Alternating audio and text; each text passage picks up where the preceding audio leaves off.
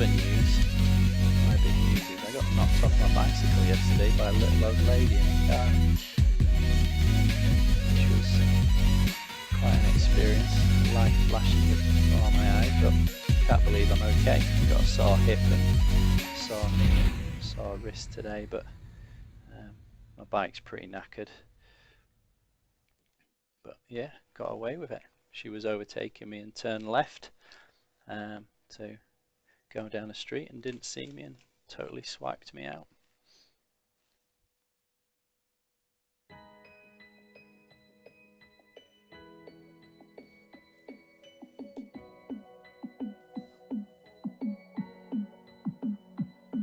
I'm just going to change the angle of the camera a bit. I'm struggling to see. Okay, hopefully that's still in focus.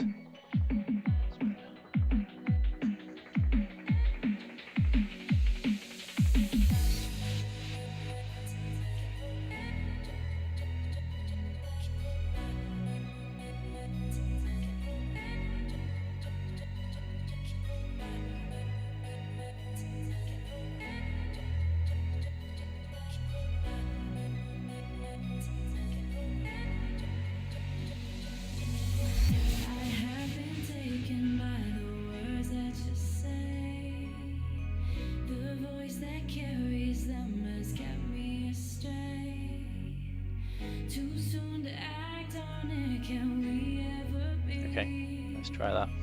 So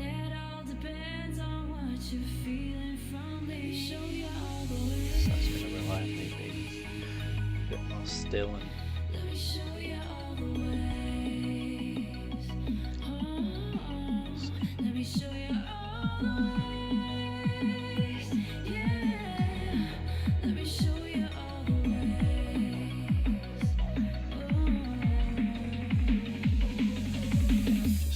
this pocket going in his arm. Sort that out. Obviously there's light coming down from above. So no light going down to that arm.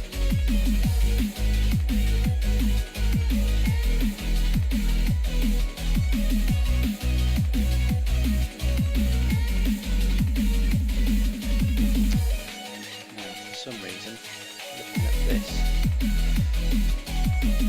denim. My mind's just saying to use some yellow in the highlights and blue. Sounds a bit mad, but I suppose like the old swamp dwelling orc denim. It's gonna get mucky, worn and faded. So we'll see how we do with that. Got a right line there. Okay, I've spotted a bit of a tide line, so what I'm going to do is use some of the old colour. I have been taken by the words that you say. The voice that carries them has kept me astray. Too soon to act. Still worried about hair peaked. He's a sad panda and we don't know why. That all depends on what you're feeling from. They show you all the way. Let me show you all the ways. Oh, let me show you all the ways. Yeah, let me show you all the ways.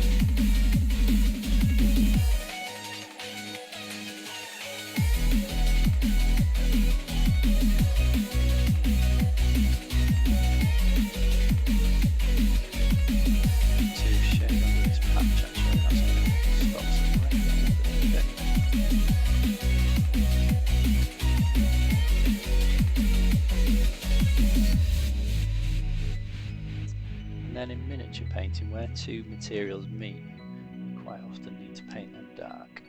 So the back of his trousers here are meeting this, what is it, some kind of club. So that's going to make it very difficult for the light to shine on that area, so I need to make that dark. Right, Mr. Patch by his hat.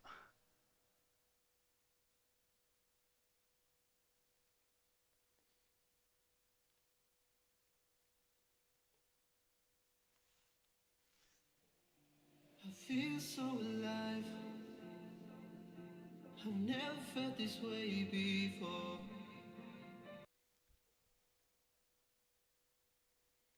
It must be you and I. Right, I think we'll do some highlighting now. It's quite good to take your shades as far as you think you need to go, but then do your highlights. Then you might think, well, actually, I need to take those shades a little bit darker. Or sometimes doing your highlights makes your shades look darker, so it's always good to take that step back and think about it. Let's mix up some light colours.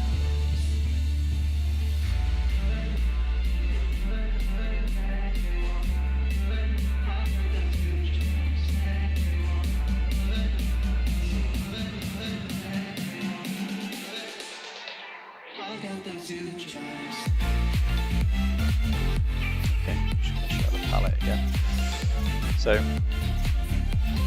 this was our original colour, just laid down a light blue. Now I think that is too big of a jump, so that would make blending difficult. It doesn't look very good, so I'm going to have to mix some of the original colour into that.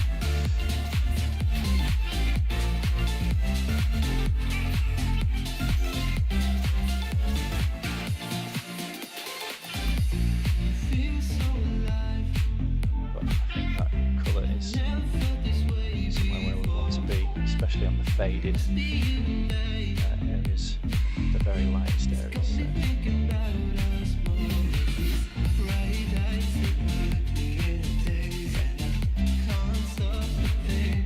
Still quite a jump, but not as bad as it was, so we'll see.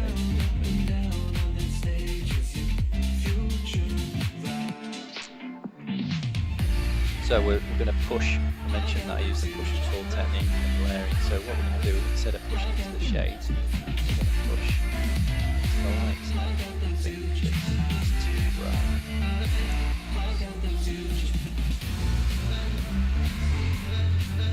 Second brush is also good for the mistake. So I've got a little bit of paint. So into that second brush.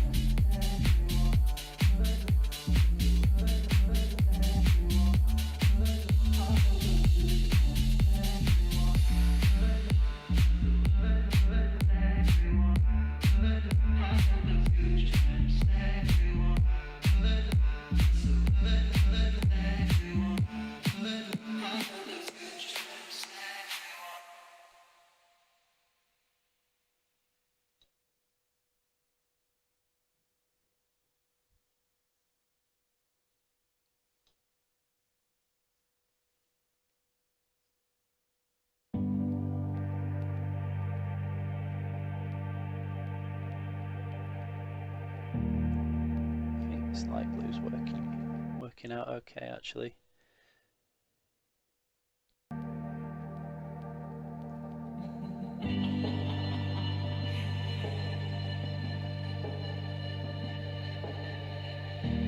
Hope people can hear me okay. I am whispering slightly because my kids sleep above this room, so I can't be too loud, but hopefully you can hear me.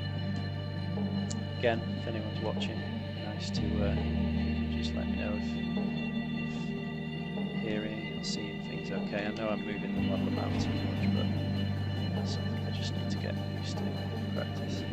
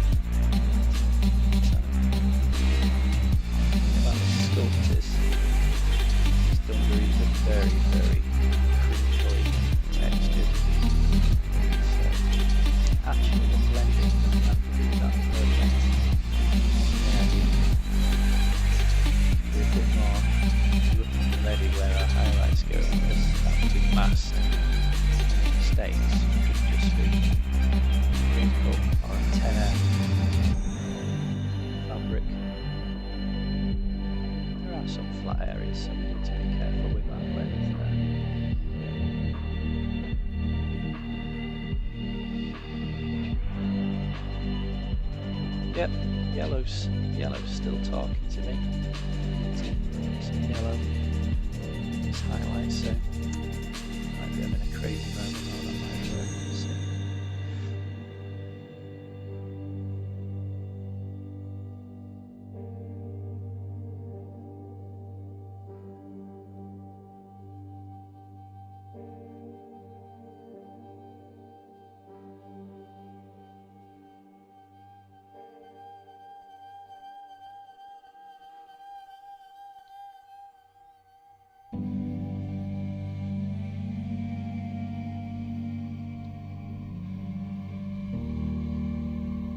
Hello. Nice to see you, Tech Man. Hope you can hear me okay and see everything okay. This is all very new to me. It's Twitch, so this is only my second broadcast, and yeah, I'm not sure. It's hard to, you can't really watch yourself, can you? So I don't know if it's coming through loud and clear. Someone did say it was a bit laggy earlier, but hopefully that's, heard anything since.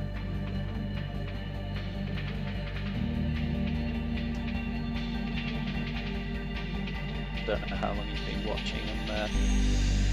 This is what's called a Bayourk by Warplock Miniatures. They do a game, really fun game called Arcworlde. Over the past year I've become quite friendly with the guy who sculpts them, and he kindly sent me these to paint up for doing the demo tables this year, because last year I did quite a bit of travelling around to help him do demo tables. I went to Salute, we went to Crisis over in Antwerp, and on Sunday I'm going to York to help him out. Now the plan was that these would be all ready by then, but I did say that would be a very difficult task, and it's quite unforgiving. So I don't think I'm going to be ready, but old Grog He's almost ready. I'm very, very proud of old Grog. He's really great alcohol experience. He's truly tremendous man.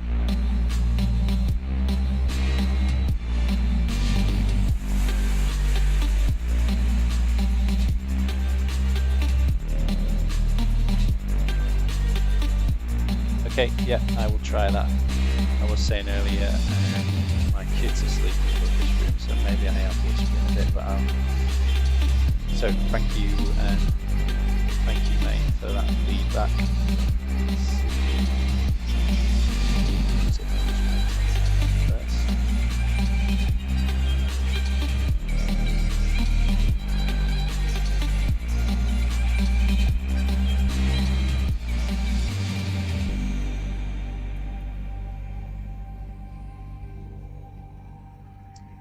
Audio input capture. Okay, I'll turn that up a little bit. Hopefully, hopefully that's a bit better. Yeah, kids asleep upstairs, so can't be too loud.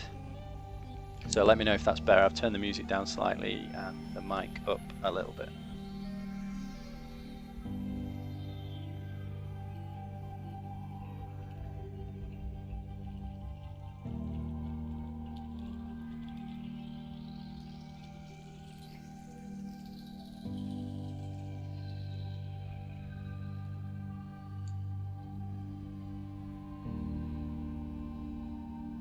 Ah, brilliant, much better. Also, nice headset.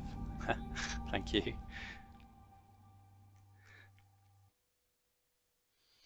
Surprised you can see it. I keep dipping out of shot to do painting. I need to get all my camera angles right and stuff. Lots more practice, mate.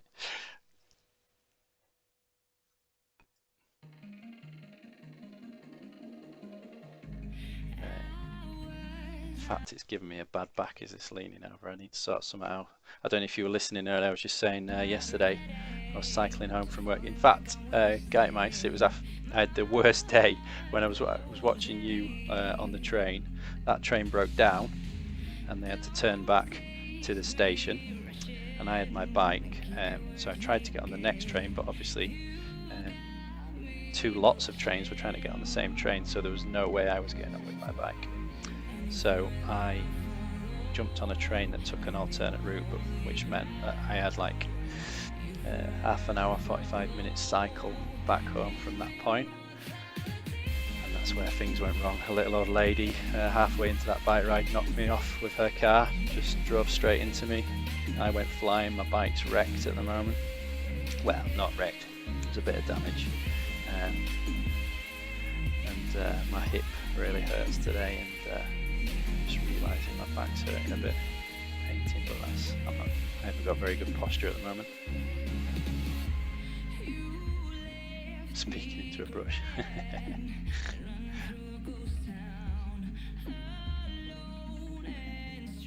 Yeah, again, nobody heard earlier. Second brush, keep that behind my ear. So yeah, it's not a mic.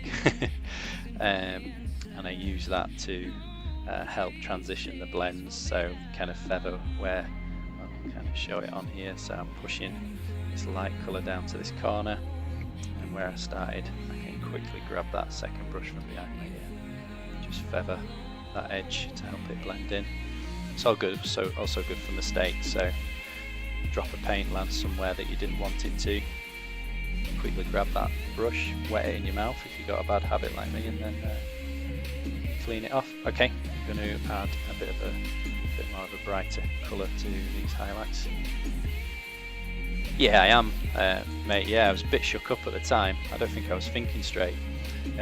She gave me her phone number and her name, but when I got home I thought, you know, I'll do the right thing. I'll give her a ring, let her know I've cycled home okay.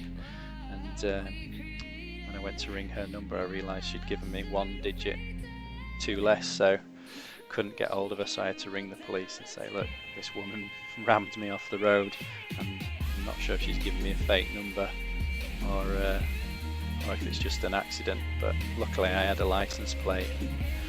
Later that evening the police rang me back to say, yeah, we've got hold of her, and there was just one digit missing. So bless her, she was really nice, little old lady. I think she was really shook up, but so was I. But yeah, I'm alright, thank you.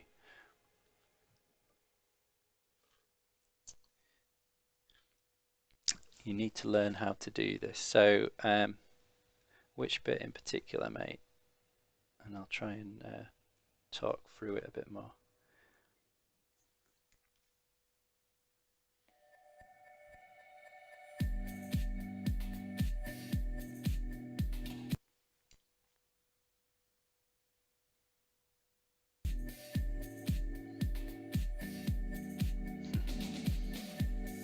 But she's agreed to pay for the damages on the bike, which is nice of her.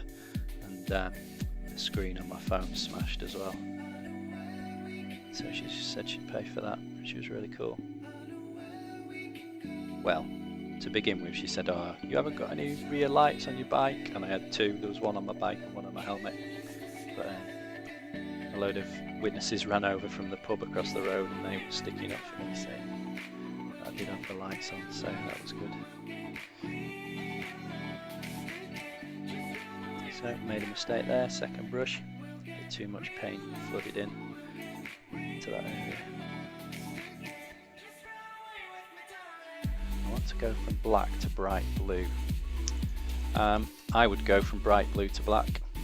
I think it's easier to darken something light than it is to lighten something dark. So I tend to start with the mid colour, so paint everything the mid colour, and then head towards the shades with your darker colours, getting darker and darker the closer you get to the shades, and then do that in the opposite direction, so go back to your middle colour and add something lighter and head towards the light, getting lighter and lighter the closer you get.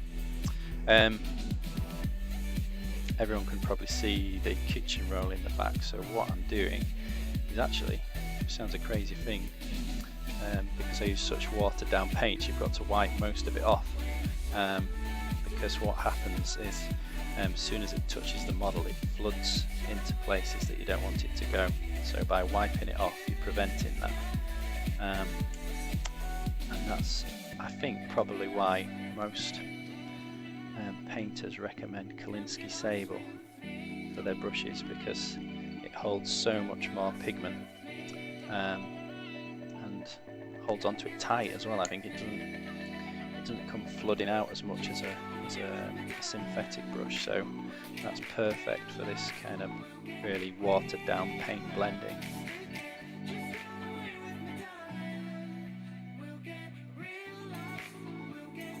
Do you use washes, shades at all when blending? No, not really. Well, I will explain a type of wash I do in a minute, and hopefully maybe not tonight, because I will actually demo that washes. I use such watered down paints, I suppose you could call them washes, and I'm pushing in and pulling them and putting them in the places that I want them to go, so I find I don't need to use washes in the traditional sense. I'm thinking you need, a complete wash over an entire area, and hoping it sinks into those areas, into the shades that you want it to. Hey Battleheim, thanks for following. So I'm using such watered down paints, you have to be a bit more precise, so you kind of pushing it and making sure it goes into those areas that you want it to go, and then again the second brush, if it went somewhere you didn't want it to go, then you can remove it. And such watered down paint really helps with the blend as well. In fact, let me get a piece of paper and I'm going to do what I do in lessons for people and show them on a piece of paper. Excuse me. Let's see if I can show this on the screen. So let's get some paint. Imagine this is the light. Oh, can't see that, can you? Imagine that's the light. Imagine this is the shade, and we're painting the shades at the moment. So we're going to go from here. It doesn't work too well on paper, but I'll give it a go. And you push the pigment into the shades. It's not really working, but that's layer one. And then once that's dry, can't wait for it to dry now, but you move a little bit closer and push again. Let that dry, move a little bit closer, push again. move a little bit closer, push again. And then what I should have been doing in between each of those is get that second brush, wet it, and just transition those edges as you go along. And so this part of the model has had 1 layer, this one's had 2, this one's had 3, this one's had 4, and this one's had 5, and that's why we're getting a blend, because that's the 5th area has had so much more paint than the rest of them. And that, in essence, is how blending works, but I haven't shown it very well on paper, but I hope you get it.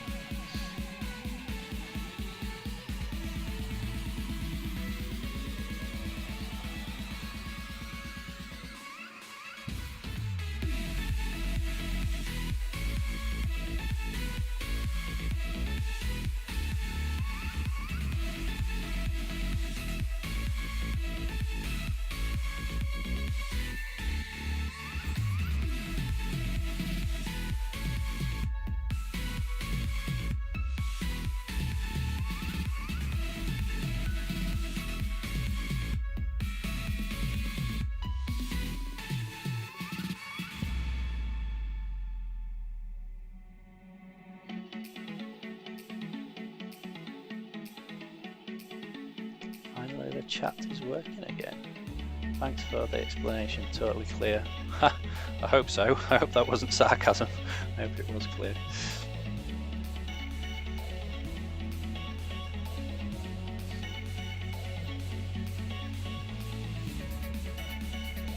Okay, I think it's time to take that blue a little bit lighter.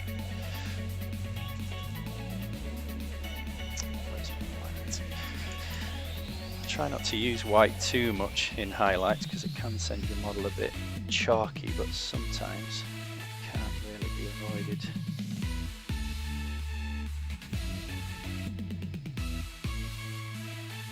Although I am considering some yellow in these highlights just to give it that kind of worn out look. This guy does live in a swamp after all.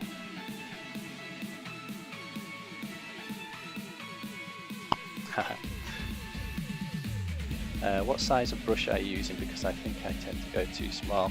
What am I using? Yeah, this is a size 1, Raphael 8404, and for the reasons I was talking about in blending, actually, because we need lots of pigment in the brush to be able to maneuver it around, but not too much that it floods out. So like I've been using the kitchen roll, I wipe most of the pigment off, but what I find is the larger brushes, and especially the Kolinsky brushes, hold on to, it's hard to describe, there's lots of wet pigment in there still, but it doesn't flood out and cause problems. So smaller brushes, I find, if you're pushing and pulling your pigment around to the places that you want it to go, it's dried out before you've finished getting it where you want to go, and then that's where problems occur. Your blends aren't smooth, you get brush marks, you can even start taking the previous layer off. So yeah, the bigger the better, really. And it's all about the point, as long as you've got a sharp point, you can still get into these fine nooks and crannies. I've experimented with most of the kind of brushes that everyone recommends. These Raphaels are pretty much worn out now. I need to try and get hold of some new ones because they're starting to lose their point a bit. I've used Winsor & Newton Series 7, they're really good too, and Rosemary & Co Series 33, and to be honest, they're all the same, do the exact same job. The only difference is Rosemary & Co is way cheaper, and they used to make them in my local town, although she's moved now, but so I suppose I have got a little bit of loyalty there. But yeah, they're exactly the same and cheaper. So Rosemary & Co Series 33.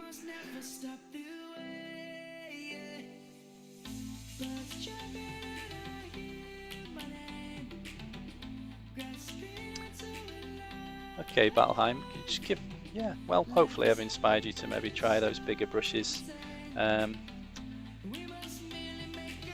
think, yeah, maybe the trick is wipe most of it off so you're not getting it flooding everywhere you don't want it to go, and use, yeah, watered down paints. I think, so I suppose if you were to use thick paints and a big brush, then I guess that would become a bit unruly and you get big old brush marks everywhere. Okay, I think we've got some nice blends developing on this guy. Let's take it a stage lighter. Someone once said to me, highlight and shade your model, and then stop and have a look at it, and then take your highlights and your shades 2 stages further, and then you'll probably be about right. And although strange advice, it has kind of worked out for me over the years.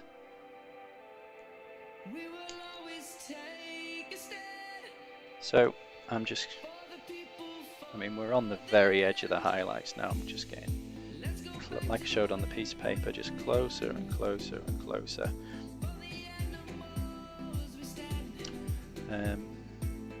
So I'm kind of concentrating on anywhere where the zenithal lighting will catch now. Right on the very tips. And so there's not just zenithal lighting we need to obey here. There's kind of the rule where if there's a sharp, you guys probably know this, but if there's a sharp edge, that's going to catch the light even brighter. So that's why we kind of paint edges. Sorry, not the camera, much lighter. Now, cloth behaves a little bit differently and it dissipates the light differently to metal. So the contrast on a sharp piece of armour or a sword would be even more. But we can still get away with quite a high contrast on fabric.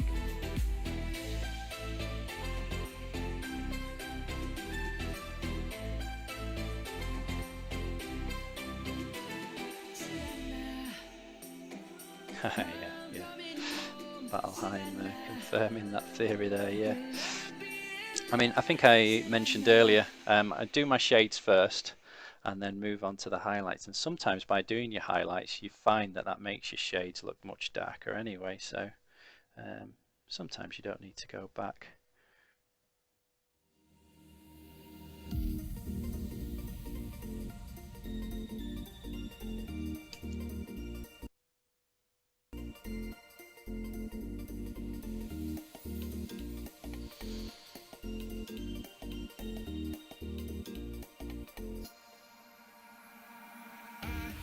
Swear it's been 700 degrees in here since you came in.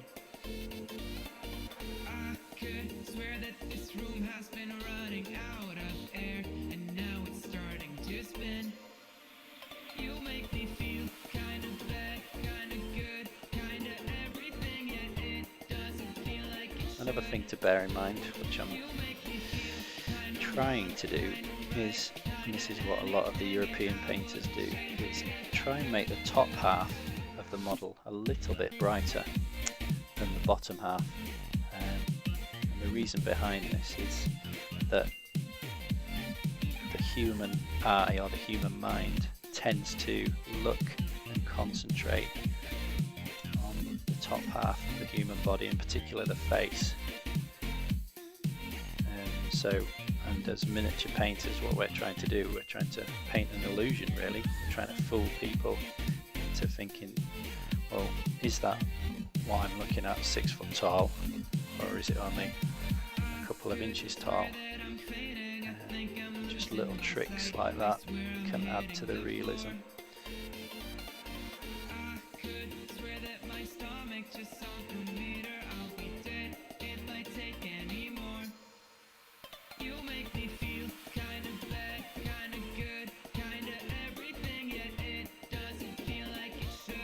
Okay, I'm going to take a big risk now and start painting some yellow into these highlights of this, these dungarees.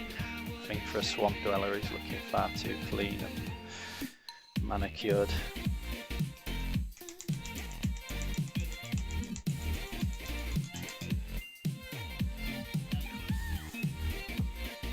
Skype mice, sorry.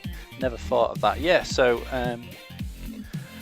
same goes for the face really. I actually try and concentrate on the face and the brightness of the face for that reason, just to focus the viewer on it and aid that illusion.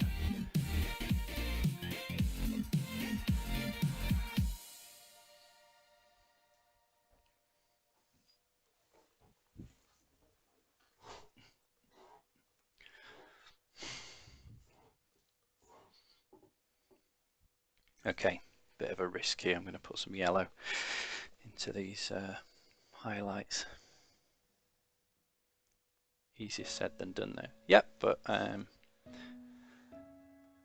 as we know in this hobby, it's all down to practice and giving it a go, I think. So just give it a go and get back to me if you like. That'd be nice. I'm here to help. That's why I'm doing this, is to help people, because I do enjoy helping people learn to paint. I do, where I live, do have a little studio where some people come to me sometimes for painting lessons, and I really enjoy it. Thought, you know, it'd be nice to share it online, and I have been now and again doing the odd article on my website or a little YouTube video, but I don't know, it never really inspired me. But I think this live streaming is great. You know, interact with people, where with YouTube, you know, you're only interacting with them afterwards. It's not quite the same.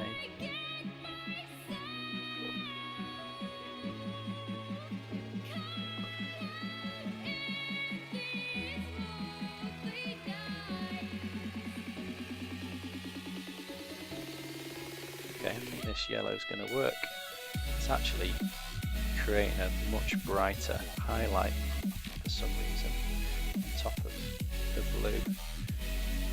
I think what I'll do, because I like that, I wasn't expecting that, to create a higher highlight, I'll just go around and do that, but then I think I need to water this down and blend it, just because I don't want it to look like yellow muck and like really thick yellow muck or something on top of the dungarees. I just want it to, I want the dungaree colour to show through, like it's just a, I don't know, like an old pair of jeans that haven't been washed for a long time.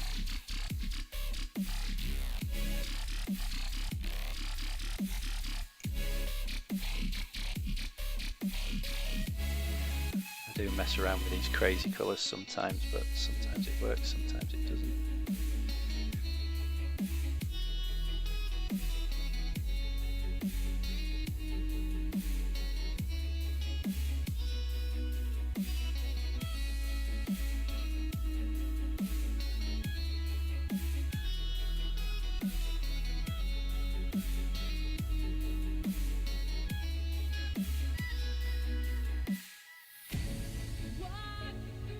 Yeah, the miniature painting community is really nice. I don't think I've met a bad person, to be honest. Everyone seems really helpful and supportive.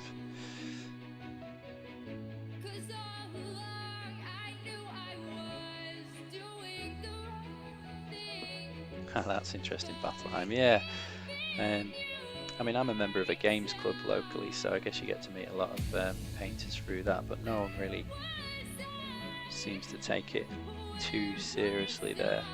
I think painting is my #1 hobby, and the gaming is just kind of a bolt-on. I do really like the gaming, but the painting side of it is what I enjoy the most. But we're living in the communication age, aren't we? So, you know, this Twitch is an example of that. You get in touch with people from all the world, around the world now, and learn from each other.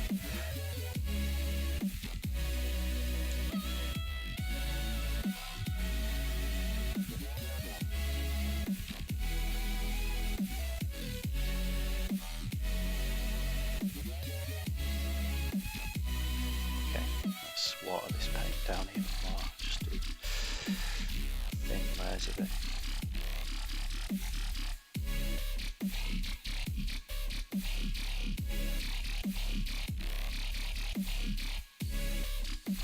This might take a while to build up, so bear with me.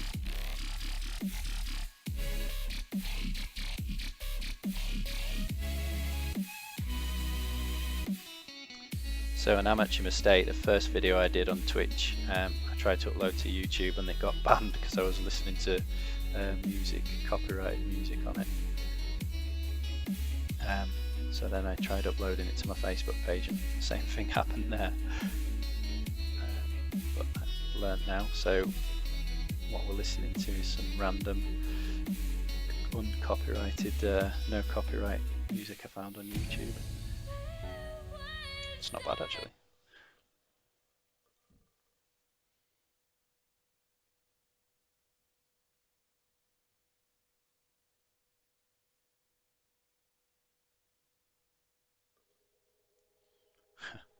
Sod's Law, I was just talking about the music and it's, oh no, another song's coming on. Never played Warhammer. You need to check out Arcworlde, Valheim. That's my favourite game at the moment, and that's what this guy's from, a game called Your Battleheim, from Arcworlde. Don't know if you're based in the UK, but I'm actually running a demo table for that game over at a wargaming convention on Sunday. It's at York Races, and the convention's called Vapnartak or something like that. It's a very strange name, but it's actually there that I met Alex, who sculpted these last year. I was just walking around this wargaming convention and saw the most amazing miniature. In fact, hold on a second and I'm going to show you all. So this is what attracted me across the room. I don't know if you can see this. This is a giant undead whale. This is my painted version of it. It doesn't come with the harpoons, I've added those. But I just saw this across the room and thought, oh my god, I need to go speak to this guy. He's got an eyeball missing there, look, hanging out. And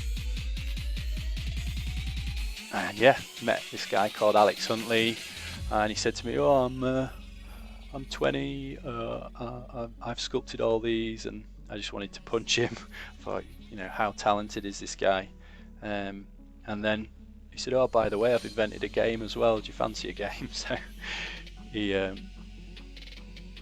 gave me a game of Arcworlde, and I wanted to punch him again. I thought, oh my god, you're 20, you're an amazing sculptor, you've invented an awesome game. And I just became really enthusiastic about it online, and eventually invited me onto his like rules development page on Facebook. So I was helping test the rules and develop the rules.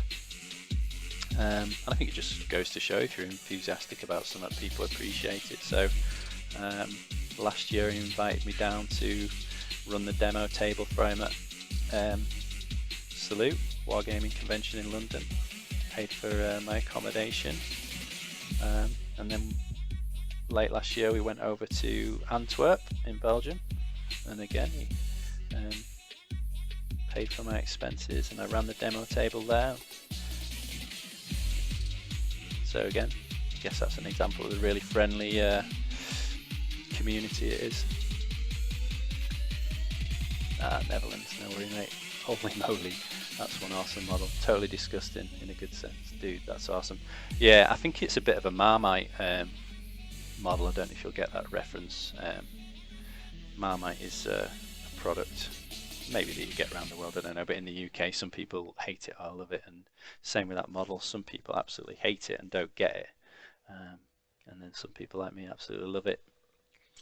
But in the game it's quite funny actually, because so there's, in the game of Arcworlde, there's some undead pirates, and their magical powers have brought this dead whale out of the sea to do their bidding. And actually it comes with a pirate ship that you can ride, put you guys on the back of it, but I wanted to do the little seagull and the harpoons instead.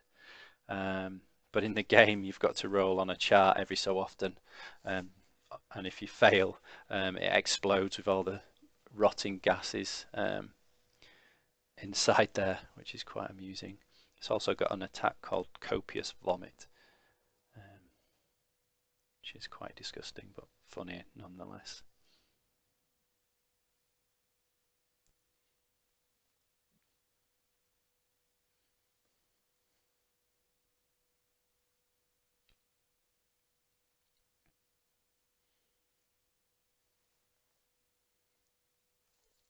Okay, slowly building up this worn out yellow look to the dungarees. What do we reckon, guys? Maybe you can't see it.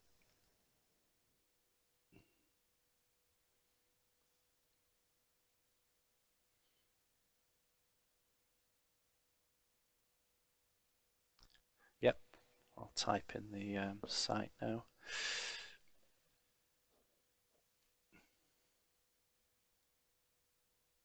Come on, cursor, where have you gone?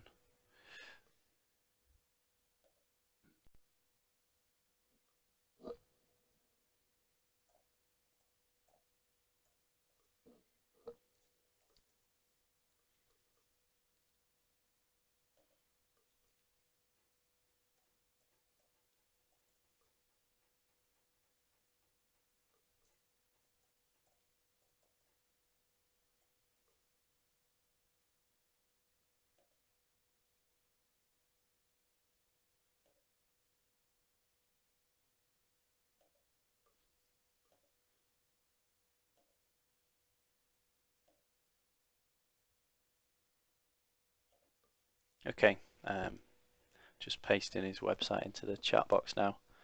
So that's his website, go check him out.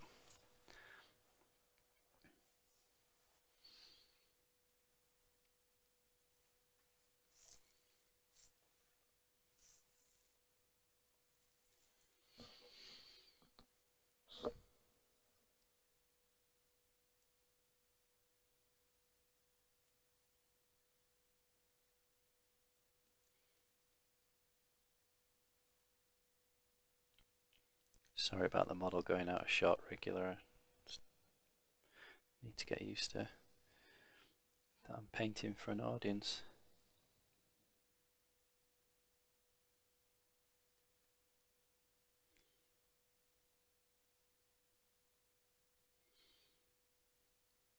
I'm still dreading doing the flesh. I haven't decided what colour I'm going to do it. I'm really reluctant to do the traditional bright green orky look. I want to do something a bit different seeing as they live in the swamps.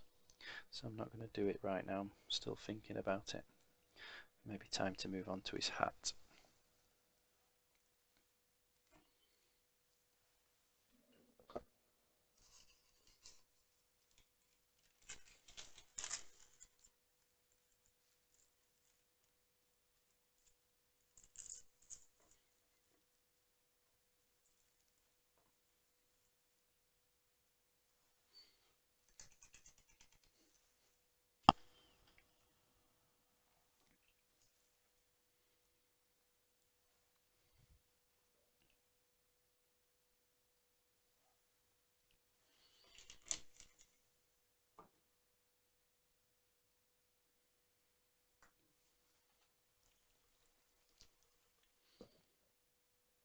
Stream is a bit laggy for me. Maybe it's just me. Hope no. I'm not sure what to do about that. It's all new to me. Sorry about that.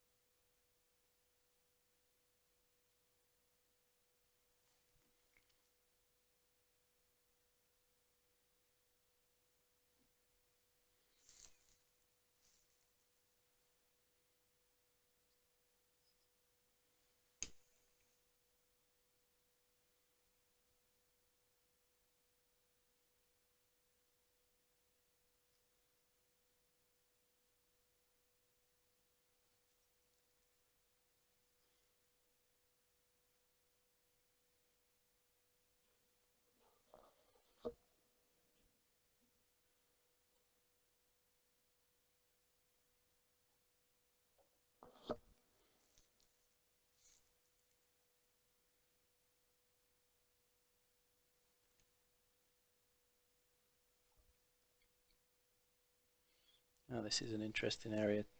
So where these two horns are meeting the hat, we need to paint nice and dark. The light is going to struggle to get in there.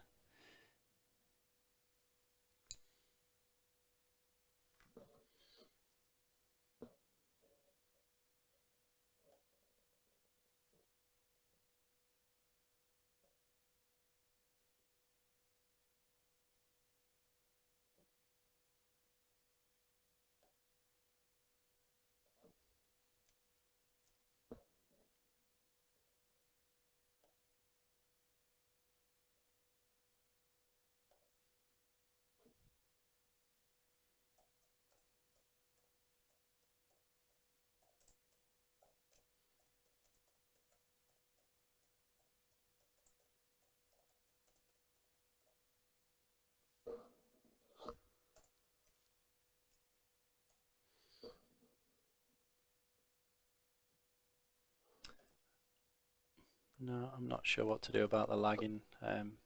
If it's at my end or not, I'm really sorry.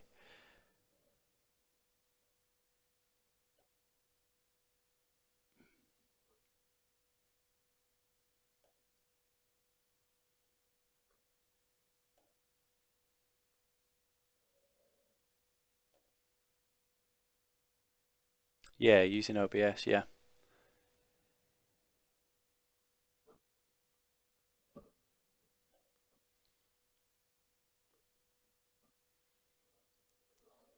Oh, that's disappointing. Really sorry, Battleheim.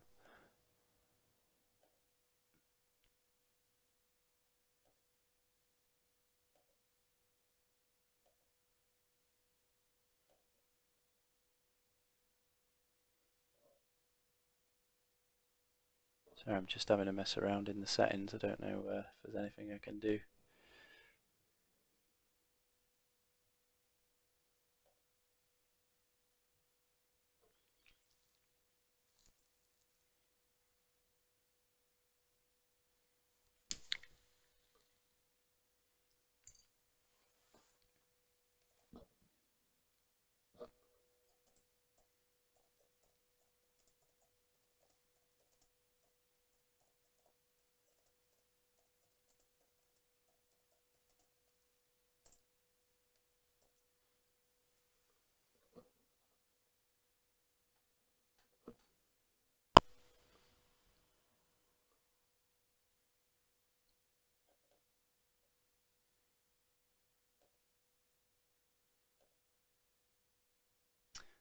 No, it's buffering. We'll close everything and come back in a sec.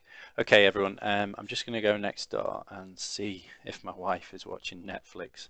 That may have something to do with it. 2 seconds. Remember to take my microphone off.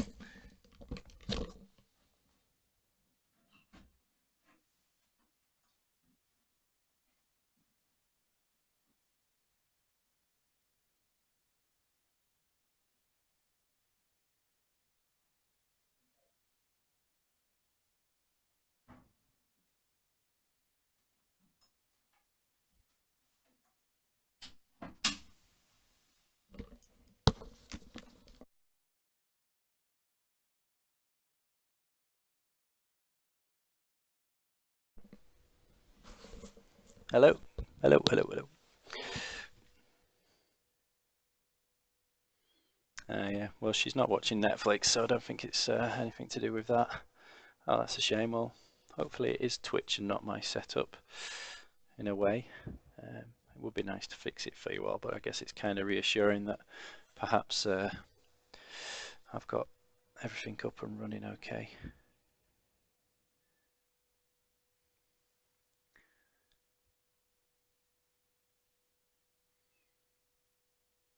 You can hear me okay.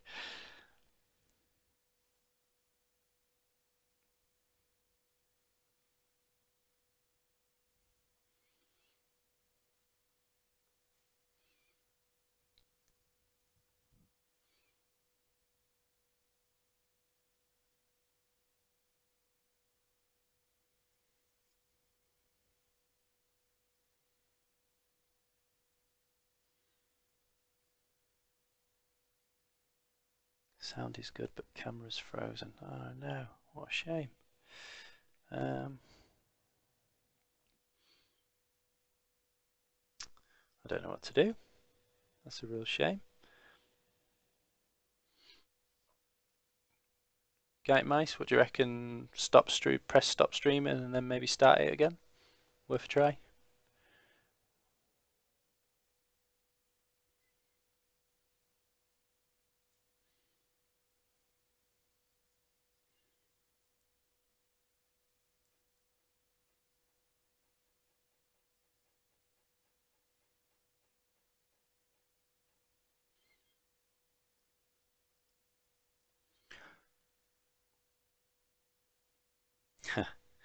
um, Sometimes when the paint doesn't dry fast enough, I often blow on it to help it dry, and just realised I've got a mic next to my mouth, so that might not be very entertaining for you guys to hear me blowing all over the mic. That sounds wrong.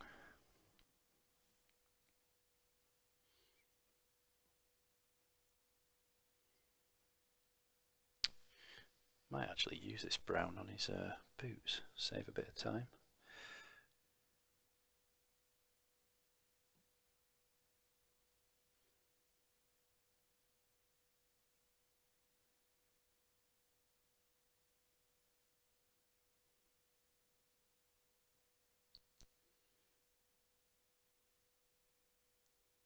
Oh well, I'm sorry it's frozen, guys. I wish I knew if there was anything I could do about that. But yeah, I'm willing to maybe stop the stream and restart it if anyone thinks that would help. I've no idea, I'm not very experienced with Twitch.